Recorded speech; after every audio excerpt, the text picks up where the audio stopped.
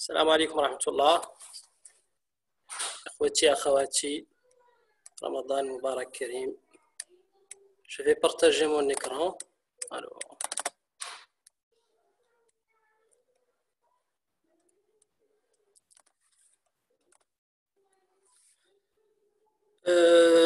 c'est partagé. Oui, دكتور رضا. l'écran est partagé والله إذا هو راعي في قدامي.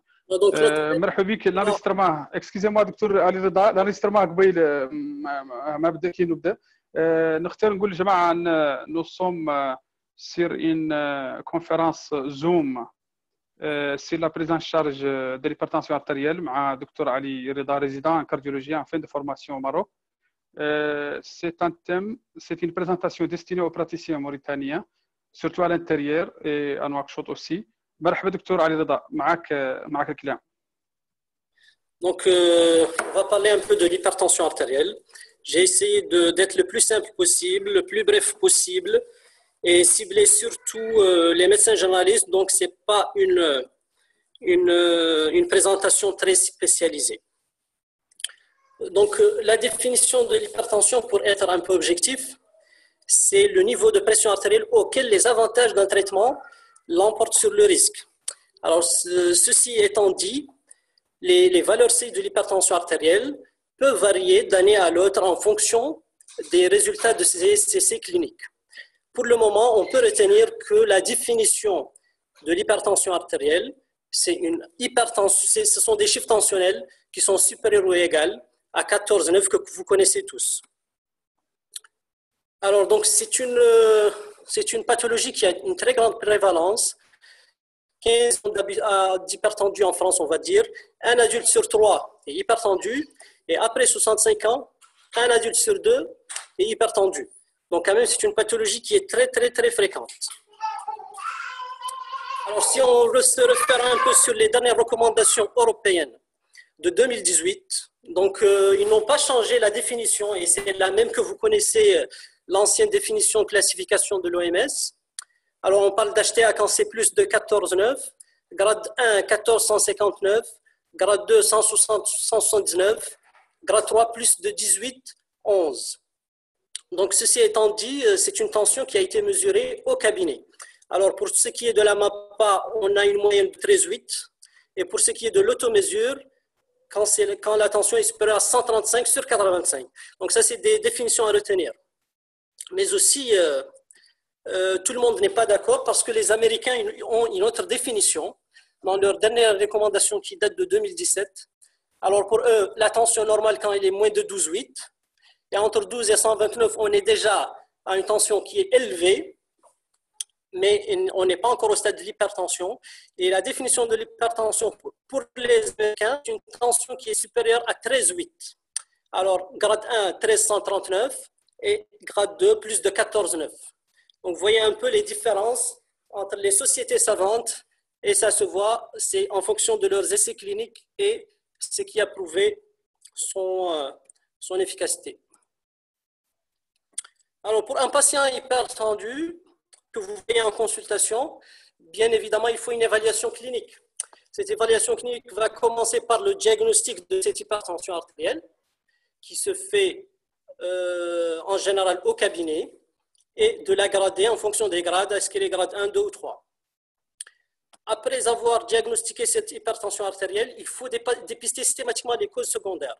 Donc, tout nouveau patient, quel que soit l'âge, il faut toujours penser à une hypertension secondaire parce que c'est une cause qui est curable. Donc, au moins, on donne de la chance à ce patient qu'il peut être guéri de son hypertension et ne pas prendre un traitement à vie. Donc, c'est toujours très important de penser et d'éliminer une cause secondaire de l'hypertension artérielle. Troisième point, il faut identifier les facteurs qui peuvent contribuer au développement de cette hypertension essentielle. C'est-à-dire, c'est le plus souvent l'homme qui est obèse, qui est sédentaire, qui est tabagique, contexte familial. Et tout ceci augmente la plausibilité de cette hypertension artérielle. Il faut évidemment stratifier le risque, c'est très important. J'insiste sur ceci, et ça a un impact thérapeutique qui est majeur, et on va voir ça dans les diapos suivantes. Et aussi, il faut rechercher l'atteinte des organes cibles liés à l'hypertension artérielle. Alors, pour le diagnostic, vous voyez qu'il y a un changement quand même dans les recommandations depuis 2013 jusqu'à 2018. Avant, et je pense qu'on sait tous que la pression artérielle qui est mesurée en cabinet permet le diagnostic de l'hypertension. Aujourd'hui, le diagnostic ne se base pas seulement à la mesure au cabinet, et il faut toujours mesurer en ambulatoire cette tension artérielle. Soit par la MAPA ou l'automesure, c'est recommandé avec un grand niveau de preuve. Donc, une hypertension diagnostiquée au cabinet, il faut toujours la confirmer en ambulatoire, sauf si c'est une hypertension sévère, donc grade 3 ou plus. Donc, après avoir confirmé cette hypertension artérielle, alors vous allez examiner votre patient, interrogatoire bien sûr sur les facteurs de risque, sur tout ce qui peut être en rapport avec une HTA secondaire. Un examen physique qui a deux objectifs essentiellement. Le premier objectif, c'est, comme vous savez, l'HTA rentre dans tout un syndrome métabolique. Il faut toujours rechercher une atteinte artérielle périphérique, examiner les pouls et faire des gestes qui sont très simples, qui sont cliniques, qui sont pratiques et qui peuvent éliminer des causes d'HTA secondaire que je vais vous montrer tout de suite. Donc, après avoir fait cet examen clinique, il y a un examen paraclinique, il y a un examen minimal de routine que vous connaissez tous. C'est la numération formule sanguine, c'est la glycémie à jeun, hémoglobine glyquée, bilan lipidique, kaliémie. Vous savez bien que l'hypokaliémie fait penser à un hyperaldoléstéronisme. L'acide urique, c'est important, parce qu'un patient qui a une hyperuricémie, peut-être qui ne doit pas prendre des diurétiques qui peuvent aggraver cette hyperuricémie. Faire une fonction rénale, faire une fonction hépatique, et des bandes de lait urinaire et un ECG. Ça, c'est un minimum de bilan qu'il faut faire systématiquement. Alors, ces 4 gestes sont très simples. Alors, il faut toujours palper les pouls. Quand on a une abolition des pouls fémoraux, par exemple, on peut penser à une correctation de l'aorte. Quand on a des pouls distaux, notamment radio et fémoraux, qui sont abolis chez une femme de la centaine, on peut passer à une maladie de Takayushi. On palpe l'abdomen, on peut une masse rénale, soit une masse surrénalienne ou une polykystose rénale. Ausculter l'abdomen, on peut tomber sur un souffle de sténose de l'artère rénale. Rechercher des signes d'endocrinopathie. L'hyperthyroïdie, vous connaissez, c'est le goitre, l'exophthalmie. L'hypercorticisme, c'est l'obésité, c'est la vergeture et c'est l'hypertrichose. Donc ça, c'est des gestes qui sont très simples, qui doivent être des réflexes pour la première consultation d'un patient chez qui on diagnostique une hypertension artérielle. Donc, cette HTA secondaire, il faut toujours y penser, surtout lors du diagnostic de cette hypertension. Il faut y penser quand il s'agit d'une hypertension du sujet jeune. HTA de moins de 40 ans, c'est toujours une HTA secondaire. Donc, il faut toujours rechercher une cause de cette HTA. Apparition soudaine d'une HTA chez un sujet âgé, un sujet qui a 65 ans, qui n'était pas connu hypertendu, qui brutalement devient hypertendu, ce n'est pas normal. Il faut toujours rechercher une cause secondaire, le plus souvent rénale ou vasculaire. Une HTA résistante au traitement médical, il faut toujours rechercher une cause secondaire.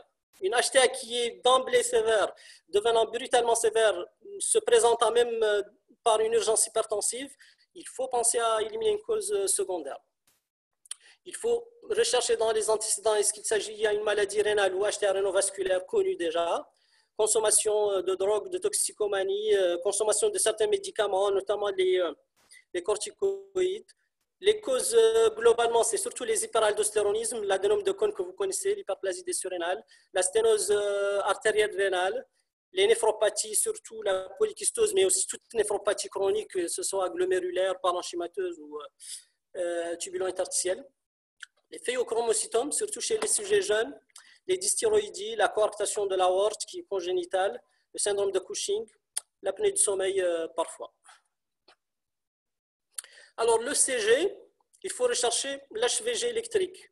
Donc, ça, je vous le laisse pour le topo pour que vous le regardez à tête reposée. Mais retenez que l'élément le plus simple, c'est l'indice de Sokolov, c'est le S en V1, qu'on le mesure en petits carreaux. Chaque petit carreau, c'est 1 mm. Donc, ici, c'est 15 mm, 3 petits carreaux. Et le R en V5 ou V6, le plus grand, vous pouvez le prendre. Ici, il est à 25. Quand il est plus de 38 mm, on est devant une HVG électrique. Donc, quand vous avez un ECG pathologique type HVG électrique, il faudra demander une échocardiographie, bien sûr, et ça relève du cardiologue. Donc, l'écho n'est pas systématique. Quand on a un ECG pathologique ou des symptômes cardiologiques, donc un patient qui a des défauts ou non, l'écho rénal quand on a une perturbation de bilan rénal. Le fond d'œil, il est le plus souvent demandé, pas systématique chez l'hypertendu de grade 1, mais quand il s'agit de grade 2 ou plus ou d'atteinte type de diabète, il faut le demander systématiquement. C'est important. Alors, le principe, bon, les organes cibles que vous connaissez, c'est surtout le rein, le cœur, le cerveau, les yeux. Donc, ça, c'est des éléments qui sont aussi assez simples à vous porter, ce que j'ai mis en rouge, qui peuvent vous orienter vers une atteinte d'un organe cible. Et quand on a une atteinte d'un organe cible, vous allez comprendre que ce sont des patients qui sont à haut risque cardiovasculaire.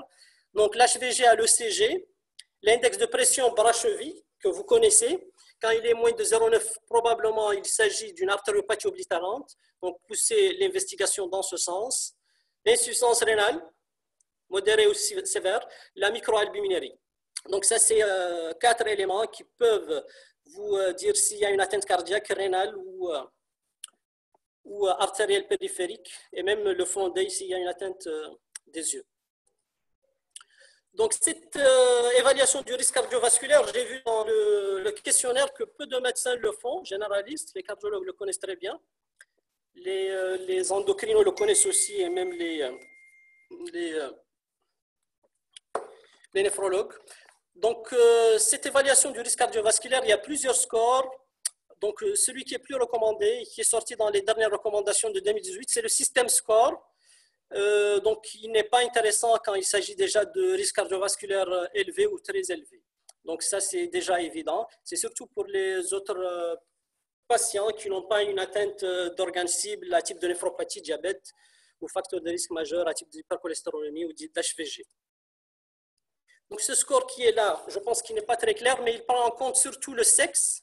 Donc, est-ce qu'il s'agit d'un homme ou d'une femme? Du tabagisme, est-ce qu'il est tabagique ou non tabagique, de l'âge, de la pression artérielle qui est là et du niveau de cholestérol qui est là.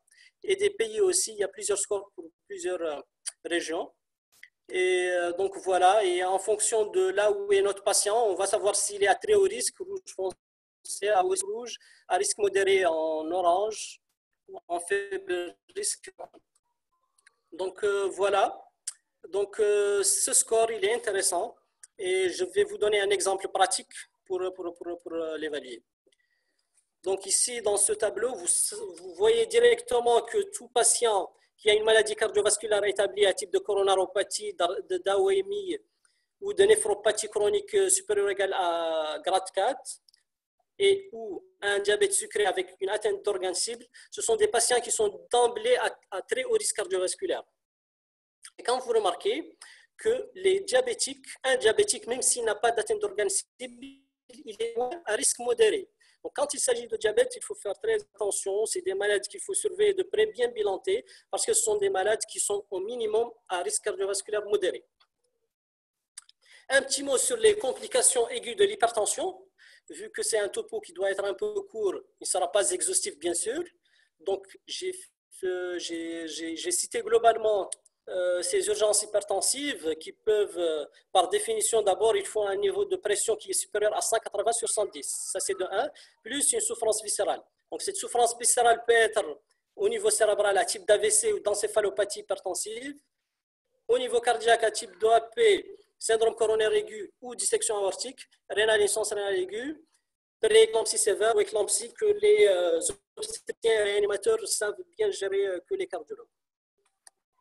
Alors moi, je vais vous parler de l'AVC et de l'OAP parce que ce sont deux pathologies qui sont les plus fréquentes, on va dire, et que les médecins généralistes qui gèrent très bien. Je trouve qu'ils gèrent très bien et qu'ils les voient souvent. Alors, l'accident vasculaire cérébral, que ce soit ischémique ou hémorragique, mais en commençant par l'ischémique, il faut savoir un peu le principe de l'autorégulation de cette circulation cérébrale. Alors, donc, cette autorégulation de la circulation cérébrale qui sera mise en jeu en cas d'accident vasculaire cérébral aigu avec un défaut de perfusion aiguë d'un territoire cérébral, et bien, donc cette hypertension qui est là, elle tente à suppléer cette ischémie cérébrale. Donc, on a un AVC ischémique avec une HTA qui peut être réactionnelle ou qui peut être en cause de cet AVC ischémique. Parfois, c'est difficile à faire la différence. Cette HTA, à un certain seuil, il faut la traiter, et dans un autre seuil, il faut la respecter. En la traitant, on protège les autres organes, mais on peut aggraver cette ischémie, notamment cette zone de pénombre qui est là et qui peut se transformer en infarctus si pas bien protégé. Donc, c'est une gestion qui est assez compliquée. Même les recommandations sont parfois un peu discordantes dans cette prise en charge et chaque école, chaque centre a sa propre prise en charge, on va dire. Donc, un principe qu'on doit avoir, c'est que pas de traitement avant d'avoir un scanner cérébral. Ça, c'est important. Maintenant, Salam alaikum. Docteur Reda, excusez-moi, on a déjà fait les accidents vasculaires cérébraux avec Dr Sami. Donc, vous pouvez passer directement à l'OAP. Merci.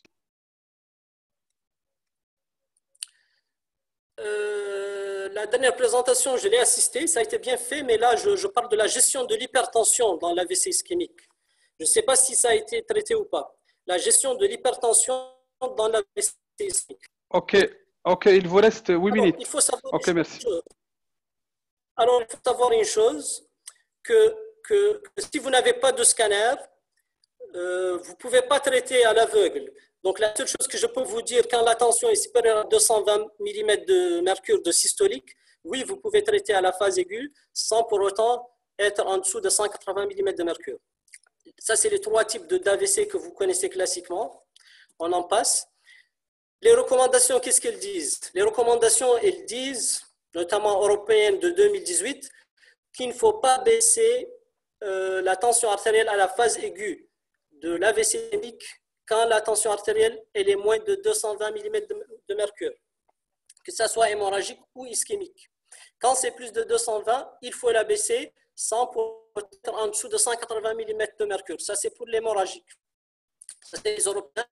Les Américains, ils disent qu'il ne faut pas, pour toute hypertension moins de 220 mm de mercure, entre 150 et 220, il ne faut pas baisser dessous de 140 de mercure. Donc, toute hypertension moins de 220 mm de mercure, il ne faut pas la traiter à la phase aiguë de l'AVC sans pour autant dépasser 140 mm de mercure. Donc, les deux recommandations, ils nous disent que quand le patient a moins de 220 mm de mercure de systolique, on la respecte à la phase aiguë. Donc, c'est un peu controversé, notamment pour les AVC hémorragiques. On sait très bien que l'hypertension aggrave ce saignement intracérébral. Pour la phase subaiguë, au-delà des 24 heures, les recommandations nous disent que si la pression artérielle reste supérieure à 180 mm de mercure, on doit la diminuer, donc après les 24 heures.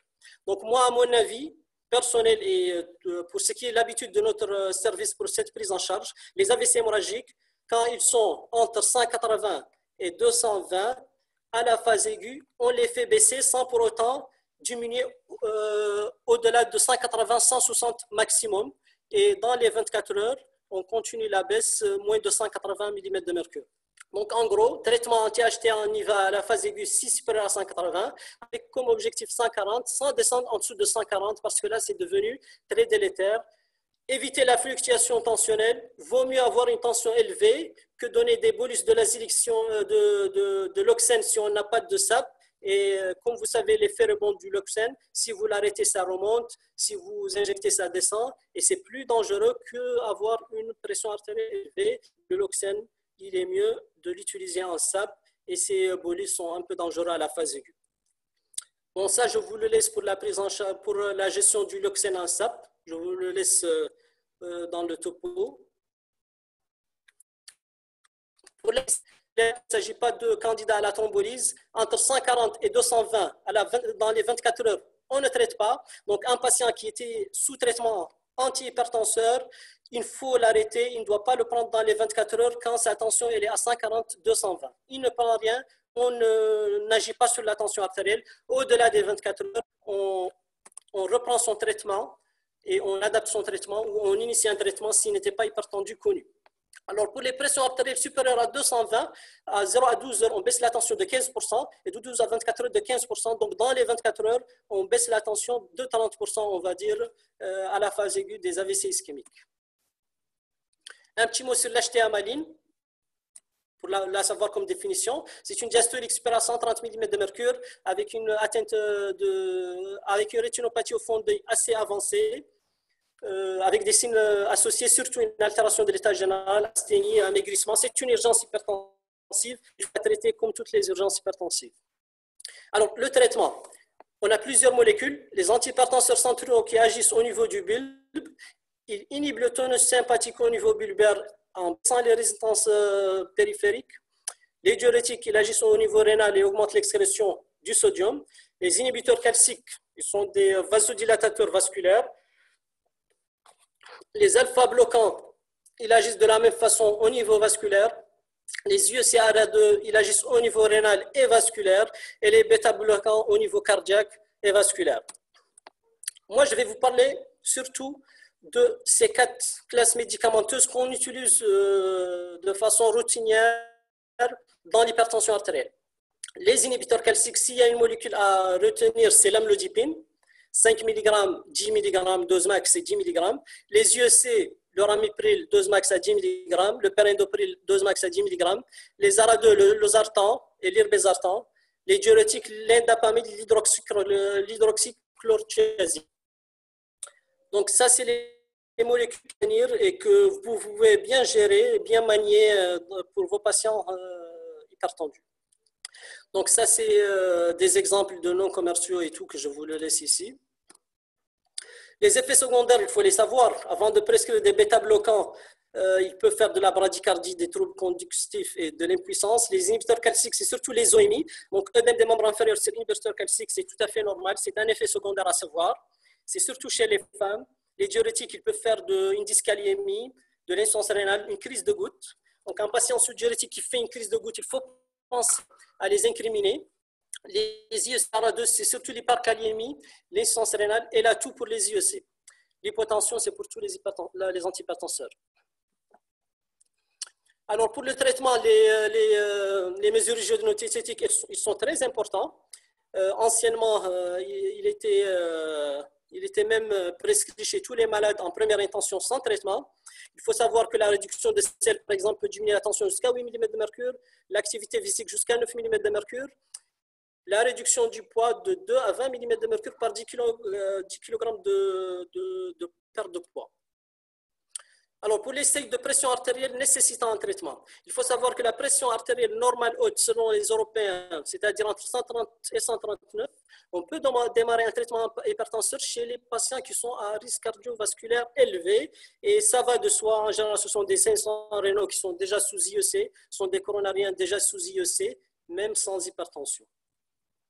L'HTA de grade 1, il faut savoir que le traitement médicamenteux, il doit être instauré si la pression artérielle n'est pas contrôlée 3 à 6 mois pour les patients qui sont à risque cardiovasculaire faible ou modéré. Donc, le traitement doit être d'emblée prescrit pour les HTA grade 2 à risque cardiovasculaire élevé, voire très élevé. Ça, il faut le savoir. HTA grade 1, les mesures hygiéno-diététiques sont prescrites que chez les patients qui ont un risque cardiovasculaire modéré ou faible. Les sujets âgés, donc on a les sujets âgés qui sont plus de 65 ans, mais pas moins de 80 ans. Plus de 80 ans, on va dire que les sujets qui sont très âgés. Donc pour les sujets âgés qui ont une HTA grade 1 et un âge moins de 80 ans, mais plus de 65 ans, il faut les traiter par monothérapie ou bithérapie, mais il faut les traiter de façon systématique. Parce que les sujets âgés sont considérés à haut risque cardiovasculaire et dans le score, le tableau du score, ils ne font pas partie du score parce qu'ils sont considérés à haut risque cardiovasculaire. Donc, sujet plus de 65 ans, moins de 80 ans, avec HTA grade 1 égale à traitement médical. HTA grade 2 et grade 3, mesures hygiéno-diététiques et bithérapie pour tout le monde. Donc, au total, pour résumer, quand on a une HTA de grade 2, c'est-à-dire supérieure à 1600, peu importe le risque cardiovasculaire, il faut traiter. HTA de grade 1, il faut traiter que si le risque cardiovasculaire est élevé. Et tension normale haute, il faut traiter que les patients qui sont à risque cardiovasculaire élevé. Alors, pour les cibles qu'il faut atteindre, moins de 14 pour tout le monde. Quand ils sont des sujets jeunes, c'est-à-dire moins de 65 ans, on doit cibler entre 12 et 13 de systolique sans être au-dessous de 12, pas au-dessus de 12. Entre 65 ans et 79 ans, on doit cibler entre 13 et 14 et en fonction de la tolérance. Et la pression artérielle diastolique, il faut qu'elle soit toujours moins de 80.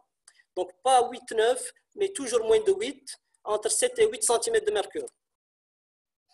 Alors, donc la bithérapie, dans ces recommandations, elle doit être d'emblée prescrite chez les patients qui doivent bénéficier d'un traitement antihypertenseur. Donc, bithérapie d'emblée et à pilule unique. Donc, ce sont des associations qui sont fixes, qui sont intéressantes et ça donne une rapidité plus rapide pour optimiser le traitement, une efficacité et surtout une meilleure observance. Donc, une dose pleine d'amlodipine fait plus d'effets secondaires qu'une petite dose d'amlodipine associée à une petite dose d'IEC, par exemple. Donc, ce principe de monothérapie jusqu'à atteindre une dose maximale n'est plus d'actualité.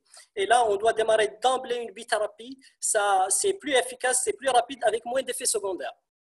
Donc, il faut savoir que la monothérapie ne doit jamais être utilisée en première intention, sauf pour les sujets qui sont très âgés, qui sont fragiles plus de 80 ans, ou les sujets âgés à risque cardiovasculaire qui n'est pas, ou les sujets avec une HTA grade 1 et risque cardiovasculaire qui n'est pas élevé.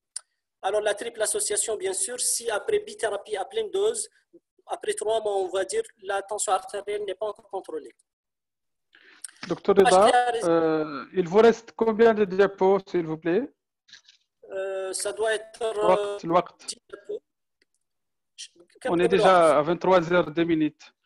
الوقت ما في عاد لا نعطيك الكلام حاول انك تختصرته. D'accord. Alors donc finalement on va partir directement aux scénarios cliniques les plus fréquents. Ça c'est le côté pratique de ce topo. Je vais essayer de le faire en 2 minutes. Alors les scénarios cliniques les plus fréquents, on va être un peu plus pratique pour que vous sachiez quoi retenir de ces recommandations. Alors, ça, c'est un scénario qui est très fréquent. C'est un patient de 55 ans, de sexe masculin, tabagique, qui consulte pour des signes neurosensoriels, chez qui la tension artérielle elle est à 165 sur 95. Donc, c'est une HTA de grade 2 que vous avez confirmée après 3 prises dans votre cabinet. Le CG est normal, le bilan est normal, tout est bon. Alors, la première question qu'on va poser, est-ce que je dois commencer le traitement antihypertenseur? On est dans une HTA grade 2, ce n'est pas une HTA sévère, il n'y a pas d'urgence hospitalière par une mesure ambulatoire de pression artérielle. Vous savez très bien qu'il faut toujours éliminer cet effet blouse blanche qui peut être présent. Alors, malheureusement, à l'intérieur, quand il n'y a pas de cardio, il n'y a pas de MAPA, mais je vous invite à faire de l'automésure tensionnelle, soit le patient a un tensiomètre électronique qu'il prend chez lui, ou soit il voit le pharmacien qui est à côté, ou un infirmier qui lui prend la tension à domicile. Donc, on va faire une MAPA, elle confirme l'HTA grade 2, donc on doit calculer forcément son score de risque. Alors, ce score de risque, il est très important.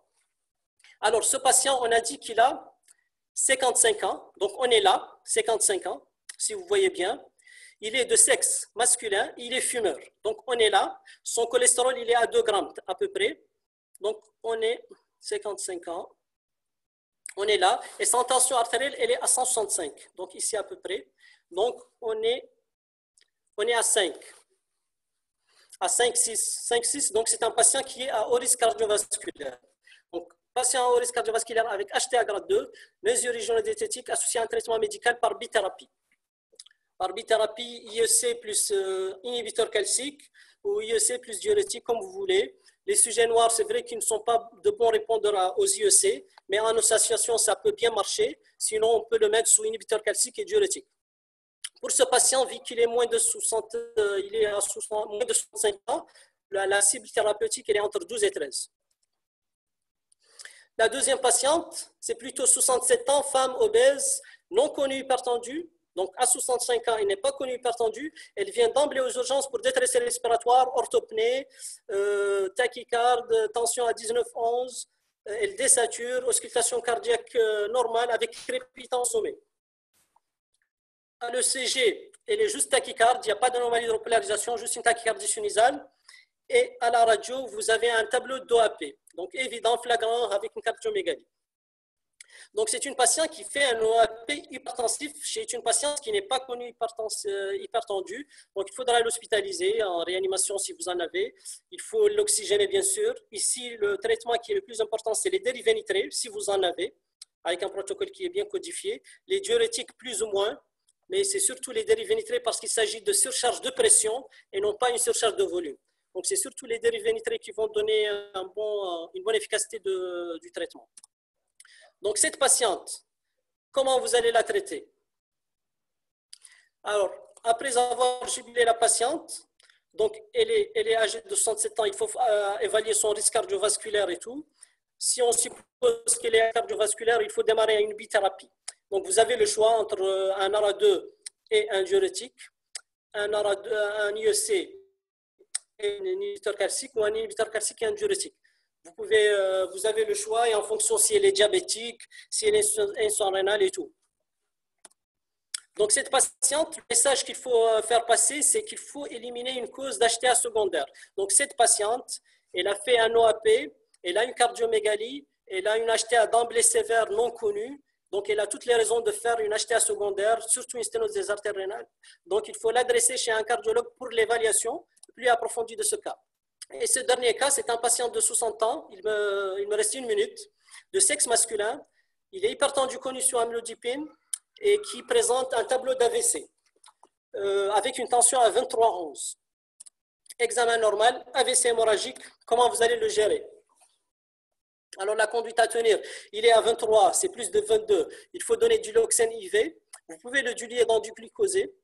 Donc, le Loxène, de préférence, pousse seringue électrique. Maintenant, si vous n'avez pas de pousse seringue électrique, c'est assez compliqué.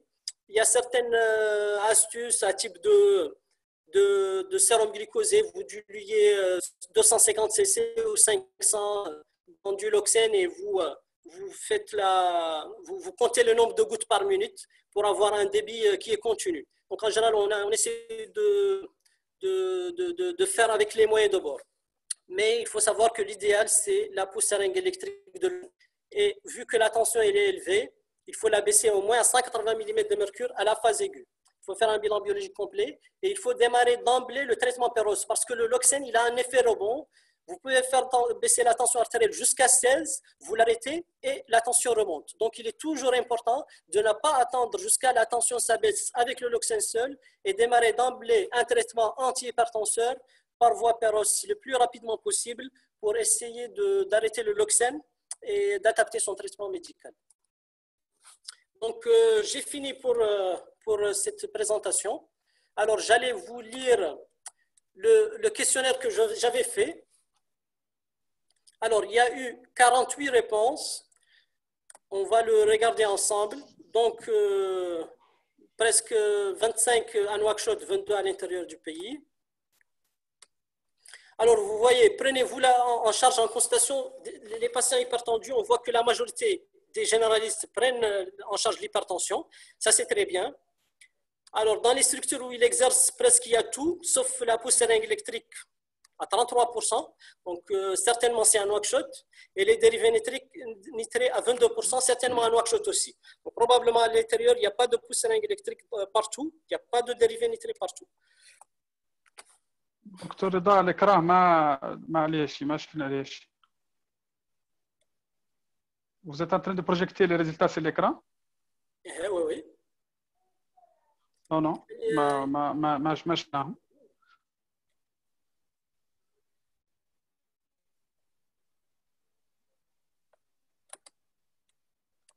دكتور رضا؟ Oui, je ne sais pas pourquoi.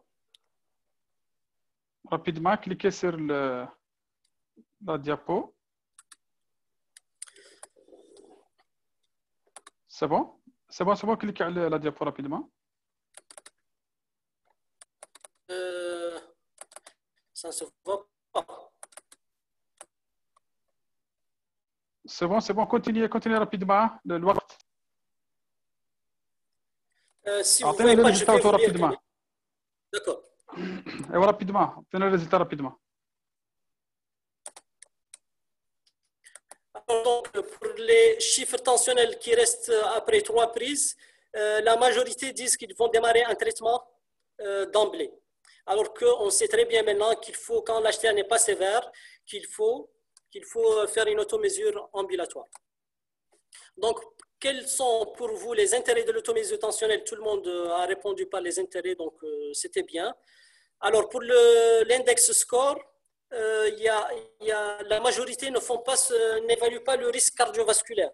Donc là, je vous invite à toujours l'évaluer. Vous savez très bien que pour traiter un malade, il faut avoir une idée sur son score de risque cardiovasculaire. Devant un patient hypertendu, vous demandez systématiquement ECG, bilan minimal, fond d'œil, c'est bon. Docteur Rida, si vous permettez, vous allez publier les résultats du questionnaire dans le groupe staff médecin. Il nous reste seulement 20 minutes. Excusez-moi. Très bien.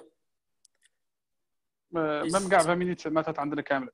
Ok, je vous remercie, docteur Ali Rida. Avant de commencer les questions, docteur Ali, pour les chiffres tensionnels, en cas d'AVC hémorragique, je sais que هذا فيه un débat entre vous, les cardiologues et les neurologues.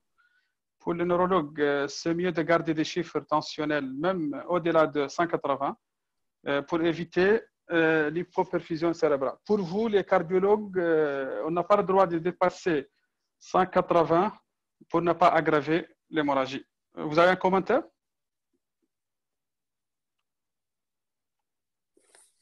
Alors, donc, pour les AVC hémorragiques, les dernières recommandations, en tout cas, ils ont étonné pas mal de gens, qu'on doit se comporter de la même manière en cas d'AVC hémorragique et d'AVC ischémique et ne pas traiter à la phase aiguë que si la tension artérielle elle est plus de 220 mm de mercure de systolique.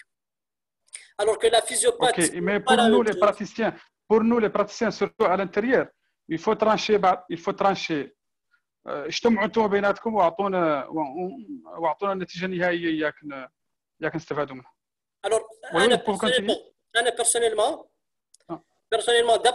en fonction des études qui ont été publiées et dans ma logique personnelle, en cas d'AVC hémorragique, à la phase aiguë, quand j'ai plus de 180 mm de mercure, je baisse la tension artérielle en IV pour l'amener en dessous de 180.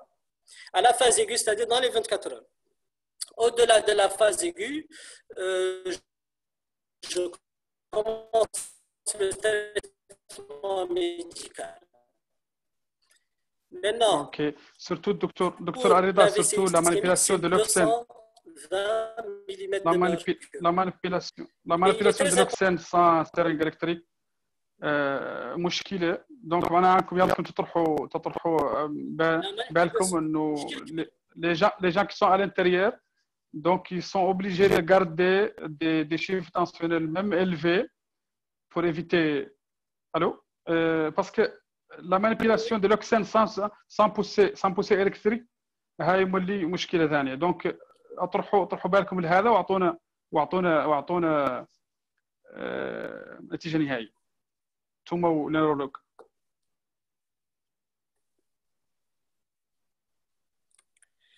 Tout à fait. Le loxène sans SAP, il est plus dangereux que bénéfique.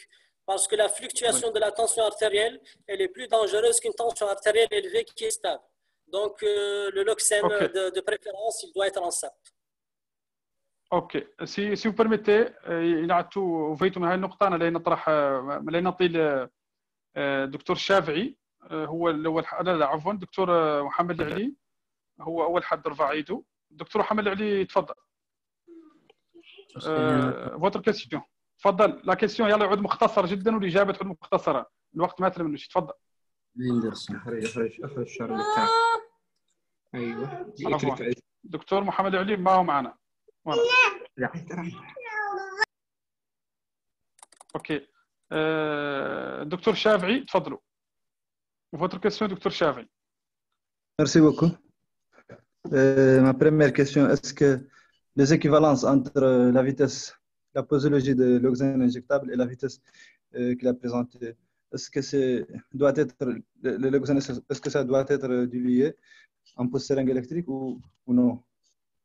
Deuxièmement, est-ce que, bon, à partir de l'automesure de la tension artérielle, à partir de combien de mesures on doit confirmer la tension artérielle, l'hypertension artérielle? Merci, docteur Chafi. C'est bon, deux questions. Docteur Ali Rida, تفضل. La question الأولى سمعتها، la question الثانية ما سمعتها.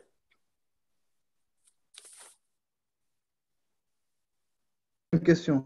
Docteur Chafi, la deuxième question, s'il vous plaît, rapidement. La deuxième question, à partir de l'automesure tensionnelle, à partir de combien de mesures, en utilisant l'automesure tensionnelle, à partir de combien de mesures on confirme l'HTA? سمعت دكتور رضا؟ Oui, oui. Donc, alors, pour l'automesure tensionnelle, c'est pas la même chose que la MAPA. L'automesure tensionnelle, on parle d'HTA quand c'est supérieur à 135 mm de mercure de systolique sur 85 mm de mercure de diastolique. Alors, pour le Loxène, vous savez très bien que les ampoules de Loxène, ce sont des ampoules de 10 mg dans 10 cc. Donc, chaque cc vit 1 mg. Vous pouvez le diluer. Une pousse seringue électrique peut prendre jusqu'à 60 cc. Et du coup, vous pouvez le diluer dans 40 cc de sérum glucosé pour que vous ayez 50 cc. Et vous calculez le nombre de cc, de mg par cc. Et en fonction de ça, vous faites votre niveau de vitesse de pousse seringue électrique. اوكي دكتور رضا لو سمحت تقلع le partage de l'écran. دكتور سيدينا تفضل votre question. مرحبا دكتور رضا, merci beaucoup pour la belle présentation. Une question par rapport à l'HTA secondaire. Vous avez dit que c'est systématique quel que soit l'âge. J'ai voulu attirer l'attention sur l'intérêt de l'ionogramme et en particulier de l'hypokaliémie. Bien sûr, la clinique va nous orienter aussi s'il y a une cause secondaire. La deuxième chose, la bithérapie d'emblée, c'est très important à soulever. Quel est le choix entre bloqueur du système rénine-angiotensin-aldostérone associé avec diurétique ou associé avec inhibiteur calcique? Quel est l'avantage de chacun? Merci beaucoup. تفضل دكتور رضا. C'est une bonne question. Il faut savoir que les inhibiteurs calciques ont un pouvoir antihypertenseur plus puissant que les diurétiques. Ça, c'est évident. Alors, pour une HTA qui est grade 3, je ferai une association IEC inhibiteur calcique parce que je suis déjà à plus de 18. Une HTA qui est grade 1 ou 2, je peux donner une association IEC diurétique, surtout si le patient il est un gros consommateur de sel. Vous savez très bien que le régime pauvre en sel est très difficile à respecter et en général, on peut faire même des iono-urinaires pour consommer par le patient. Donc, les diurétiques ont toujours cet avantage de dépléter l'excédent de sel qui est un élément majeur dans cette hypertension artérielle. Donc, HTA grade 1, grade 2, IEC diurétique, c'est une bonne association. HTA grade 3, IEC calcique sera plus efficace. Maintenant, ça dépend aussi des terrains. Un patient qui est coronarien, les inhibiteurs calciques, par leur effet vasodilatateur, sont plus intéressants que les diurétiques. Docteur Rida, لو سمحت لنا نقيس une question من les questions qui sont écrites. Donc, docteur Ahmed Amar قال لك un pic tensionnel aux urgences chez un patient sans antécédent, sans signe clinique, nécessiterait-il une MAPA ou les 3 mesures 3 jours de suite? Vous avez compris la question? Oui, j'ai compris la question. Okay, alors, donc, comme on a dit, un pic, en général, quand on parle de pic hypertensif ou de poussée hypertensive, en général, ce n'est pas une urgence hypertensive parce qu'il n'y a pas d'atteinte d'organes. Donc, c'est une poussée hypertensive non compliquée et en général, c'est une HTA qui est grade 3. Alors, c'est une HTA qui est supérieure à 18 de systolique. Dans ces hypertensions, il faut commencer une B-thérapie d'emblée. Parce que le fait de faire une MAPA ou une automesure tensionnelle, c'est surtout pour éliminer l'effet blouse blanche. En général, l'effet blouse blanche, il est rare qu'on ait une tension par effet blouse blanche, surtout quand il y a des signes neurosensoriels associés et surtout quand il y a de l'HVG électrique associé. Donc, ce genre de malades, la poussée hypertensive, il faut les calmer, il faut les garder quelques heures, il faut commencer un traitement oral, pas injectable, et surveiller 2 ou 3 heures. Quand il y a une réponse tensionnelle à ce traitement, on les laisse rentrer chez eux. Et bien sûr, une automesure tensionnelle est indiquée ici, pas pour le diagnostic de l'hypertension, mais surtout pour évaluer l'efficacité thérapeutique. Parce que cette poussée hypertensive, elle peut se compliquer en vraie urgence hypertensive si on ne la traite pas. Donc, il faut qu'il sorte, le malade, il faut qu'il sorte avec son traitement. Il faut qu'il sorte avec son traitement d'emblée. Quand c'est une HTA grade 3, traitement d'emblée. واضح. دكتور أحمد محمدي تفضل عندك الكلام. Bonsoir docteur. سامعينك تفضل اطرح كيسيونك تفضل. Je remercie beaucoup docteur Rida. عندي une petite question à propos du protocole de l'oxène. Nous, les médecins à l'intérieur, on reçoit beaucoup des urgences hypertensives. On n'a pas de seringue poussée électrique. Et vous avez signalé que la fluctuation de poussée hypertensive, c'est dangereux pour eux. Et moi, personnellement, mon protocole, c'est on utilise 2,5 de l'oxène en IV direct chaque 10 minutes. À ne pas dépasser à 10 mg de l'oxène avant de transférer nos malades. Comment vous évaluez ce protocole? OK. Merci, docteur Ahmed. تفضل دكتور علي رضا. سمعت la question. Oui, سمعت. Bon, en général, on évalue les choses quand c'est scientifiquement prouvé. Quelque chose qui n'est pas scientifiquement prouvé, sérieusement, on ne peut pas l'évaluer. Ce qu'on sait, que la fluctuation tensionnelle est plus délétère que l'HTA permanente. Et du coup, ce protocole qu'on le fait, je ne sais pas vraiment s'il est plus bénéfique que délétère. Moi, personnellement, j'aurais mieux aimé, au lieu de mettre des bolus de l'oxène, de prendre, par exemple, on va dire de 200 cc, dire via une ampoule de l'oxène, via par exemple 10 mg, et j'adapte mon débit, elle est 1 heure, par exemple, dire le nombre de gouttes en fonction, elle est 1 heure, dire par exemple 2 mg par heure, ou 3 mg par heure, ou 4 mg par heure, en fonction des chiffres tensionnels, et je surveille. C'est plutôt un débit plus continu que de donner des bolus. Je pense que c'est une alternative qui est plus rapprochée à la SAP que donner ces bolus. Et je pense qu'il faudra plutôt faire cette alternative que donner des bolus sans dépasser 10 mg par heure, par exemple. Ok. Docteur Rida, une question écrite. Docteur Ahmed Mohamdi, pour la bithérapie chez les malades non diabétiques, la molécule préférée, ce n'est pas les diurétiques? Une question.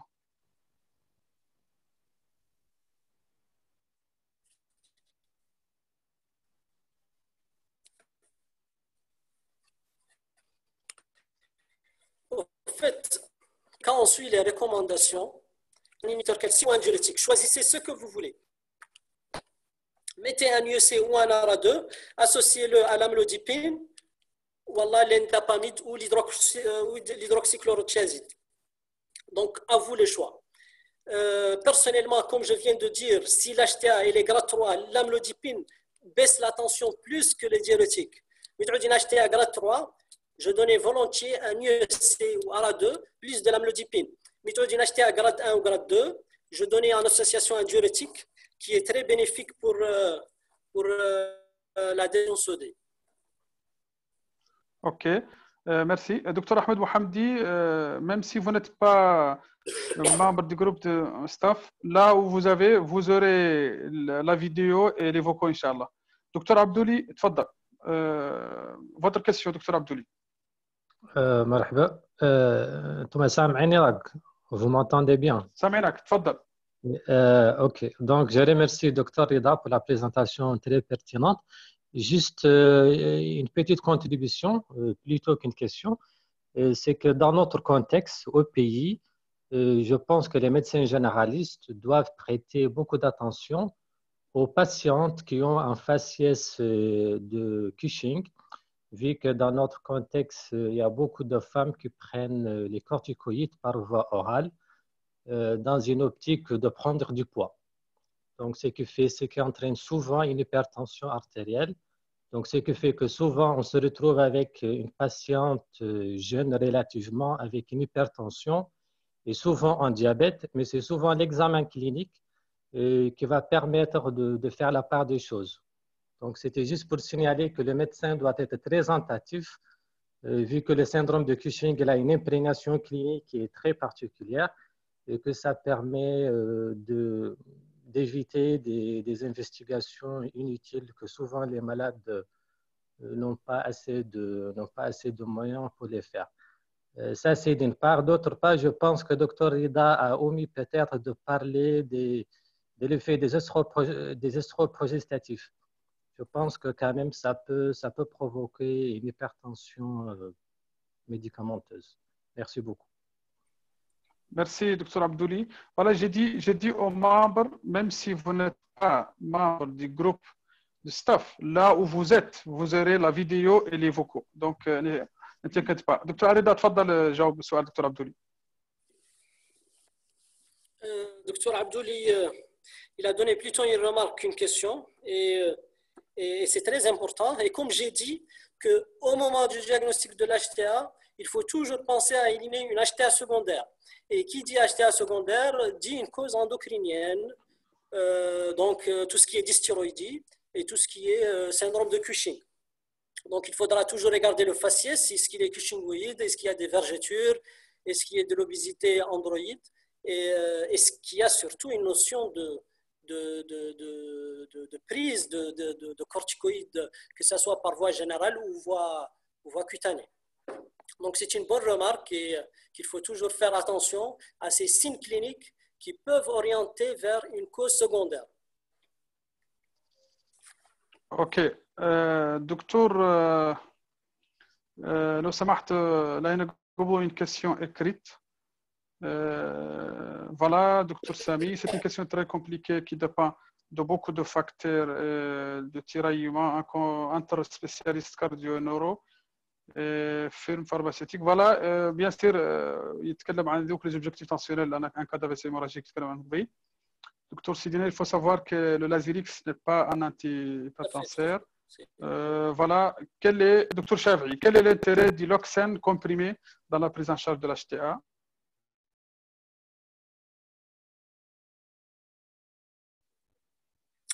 Alors, donc, docteur Sidine, l'Azirix n'est pas un traitement d'HTA, il a raison, mais on peut le donner dans les insuffisance rénale sévère. Hein.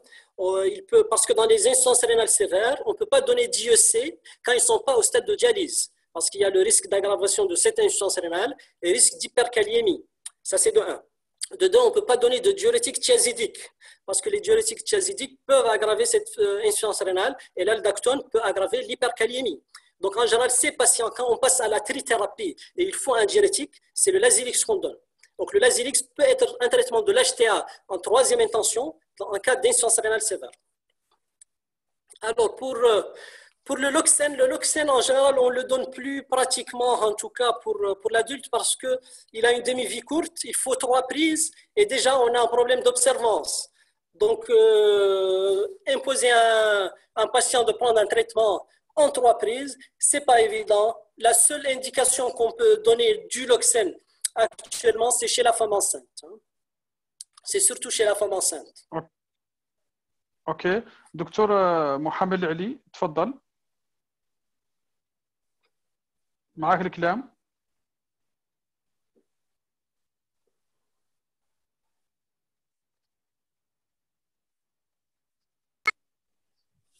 الو دكتور ضويب سامعني؟ وي تفضل سامعينك، تفضل سامعينك. تا كيسيون رابيدمان الوقت. D'accord. Donc, merci beaucoup,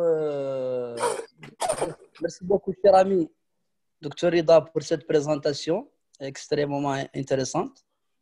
Merci aussi, Dr Douay, pour l'effort fourni. Ma question, bref, juste question à Dr Rida. Quel est le profil étiologique de l'HTA du sujet? Quel est le profil étiologique de l'HTA du sujet? سمعتني دكتور ضويف؟ ميرسي دكتور رضا، سمعت سؤال دكتور حمد علي؟ Oui, سمعته. تفضل باختصار. Alors, le profil étiologique de l'HTA du sujet jeune. L'HTA du sujet jeune, au fait, ça dépend de la tranche d'âge. Est-ce que c'est un enfant? Est-ce que c'est un adolescent? Est-ce que c'est un adulte jeune? Les enfants, en général, ils font plus de correctation de l'aorte. Donc ça, c'est évident, il faut toujours y penser. Les adultes jeunes, adolescents, ils font plutôt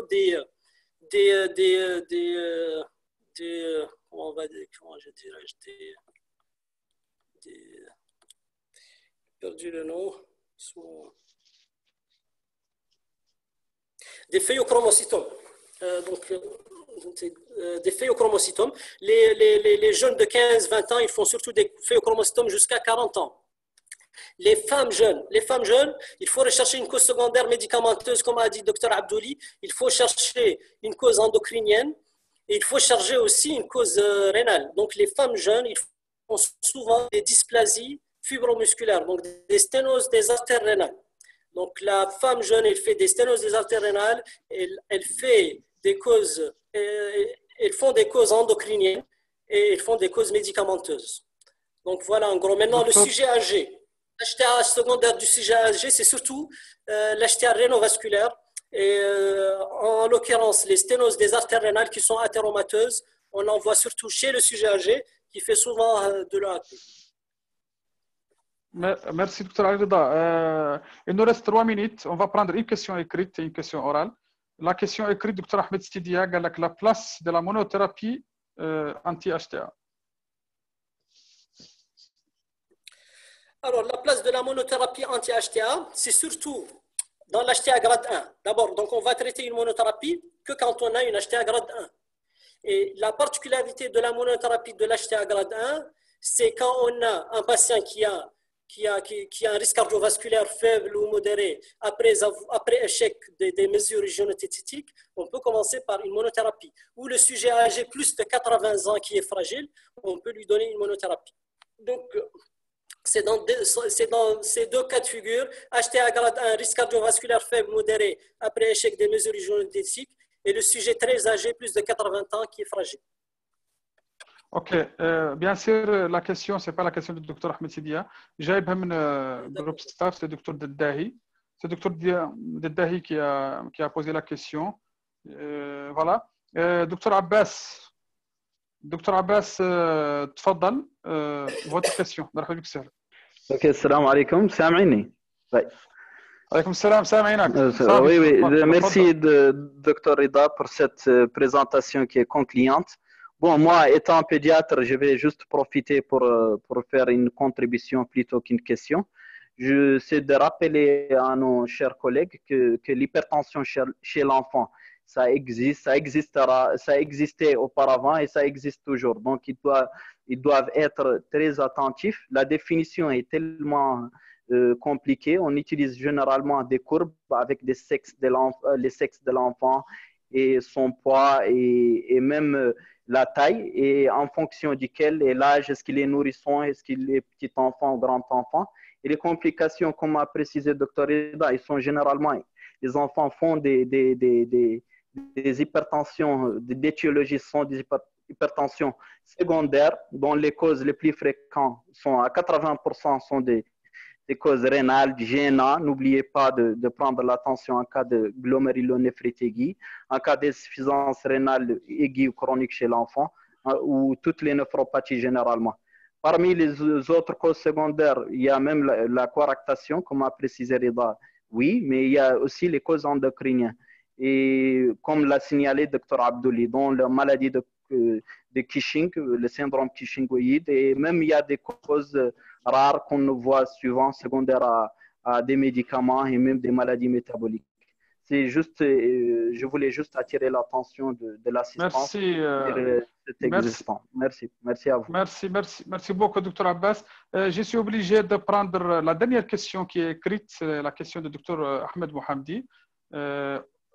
OAP avec hypotension dans un service où on n'a pas de drogue vasoactive. Comment on peut le gérer du point de vue cardio? Dr Ali Rida, tfadal. C'est un peu compliqué, mais tfadal. On n'a pas de drogue. OAP. Allô? Dr Ali Rida, tfadal. Oui, c'est très compliqué. Tfadal. Oui. Avec hypertension, hypotension, ça rentre dans le cadre du choc cardiogénique probablement. Le plus souvent, c'est de cause cardiaque. Et il faut un support inotrope. C'est obligatoire. Parce qu'on peut le diurétiquer et les diurétiques vont chuter davantage cette pression artérielle s'il n'y a pas de support inotrope. Donc, les drogues inotropes, elles sont obligatoires dans ce cas. Hein. On n'a pas autre moyen. Pas à ma connaissance en tout cas. Il n'y a pas d'autres médicaments qui peuvent les remplacer. Il y a d'autres moyens interventionnels et tout, mais c'est plus compliqué. Si on n'a pas de médicaments, on ne peut pas parler du reste. Donc, les médicaments, c'est... Voilà. Docteur Mariam, لو سمحتي, la dernière question orale. تفضلي.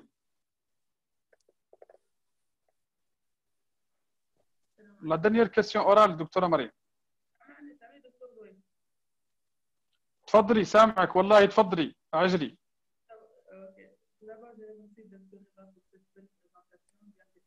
الصوت ما هو مسموع بالشكل الكافي لو سمحتي. سامعني سامعك تفضلي مسموع. J'aimerais savoir quel est le traitement de prévention en cas de sténose des artères rénales. Est-ce qu'il y a des antihypertenseurs qui sont contre-indiqués? أنا سؤالك ما سمعته، إذا عاد سمعوا دكتور علي رضا يتفضل. ما سمعته، الحس ضعيف حتى. دكتورة مريم علي لا كيسيون يعود مسموع بصوت عالي شوي. J'aimerais savoir quels sont les traitements de premier choix en cas de sténose des artères rénales. Sténose de l'artère rénale, traitement de choix pour l'HTA. Pour l'HTA, ok. Quels sont les antihypertenseurs? Ok, docteur Ali Rida. L'antihypertenseur de choix en cas de sténose de l'artère rénale. Les sténoses des artères rénales ont deux principales étiologies. Étiologie dans le cadre de l'athérosclérose du sujet âgé et la dysplasie fibromusculaire du sujet jeune. La dysplasie fibromusculaire du sujet jeune, il faut la traiter. Hein. Il faut la traiter. On fait des dilatations des artères rénales et c'est une cause curable. Ça n'a pas besoin de traitement. En attendant, s'il faut baisser la tension, il ne faut pas donner des IEC quand la sténose elle est bilatérale. Maintenant, quand la sténose elle est unilatérale, on peut donner des IEC, il n'y a pas de souci. Donc, IEC contre-indiqué en cas de sténose bilatérale, en cas de sténose unilatérale, on peut donner des IEC et ça peut même protéger le rein sain. Parce que le côté de la sténose, le rein, il est déjà protégé par la sténose. Donc, c'est l'autre rein qui sera dégradé par l'HTA et du coup, on peut donner des IEC. Voilà. Ok, سولتم اللي عن les antihypertenseurs contre-indiqués en cas de sténose de l'artère rénale. C'est les IEC si la sténose elle est bilatérale. Ok. Docteur Ali Rida, une conclusion, s'il vous plaît. Alors, en conclusion, donc l'HTA elle est fréquente. L'HTA, ce n'est pas la monothérapie. Les choses ont changé. Il faut toujours, si elle n'est pas importante, la confirmer en ambulatoire. Il faut toujours démarrer une bithérapie selon les recommandations. Il faut toujours, quand il s'agit de suspicion d'HTA secondaire ou d'anomalies électriques et toutes les anomalies qu'on a citées, de l'adresser au cardiologue. Et c'est une pathologie qu'on doit très simplifier et qui est du ressort du généraliste. Ok. Docteur Ali Rida, je vous remercie infiniment pour cette belle présentation interactive. Je tiens à remercier aussi les membres du groupe staff médecins mauritaniens et les médecins qui ne sont pas membres aussi au groupe staff médecins mauritaniens. قايل لكم عن هذه la conférence vidéo اللي est disponible على le groupe staff médecins mauritaniens à partir de demain inchallah. Les vocaux sont déjà disponibles. Donc je vous remercie infiniment. Merci docteur Ali Rida.